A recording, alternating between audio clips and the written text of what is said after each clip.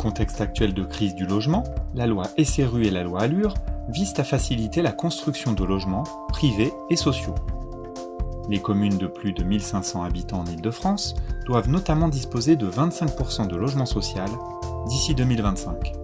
Montigny, quant à elle, respecte la loi avec 38% de logements sociaux. Concrètement, la ville dispose d'un parc d'environ 2750 logements, gérés par 8 bailleurs. 65% des ménages y sont éligibles.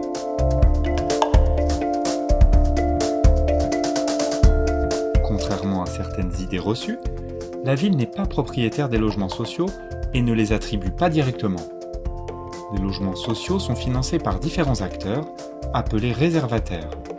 En contrepartie de la garantie financière des emprunts, qui servent à construire les logements, chacun propose ses candidats. Ce sont les contingents, et ce sont les bailleurs qui prennent la décision finale en fonction de critères fixés par l'État. Conformément à la loi, 40% des logements sociaux construits sont réservés à Action Logement, 30% à l'État, 20% à la ville, 10% aux bailleurs et à la région.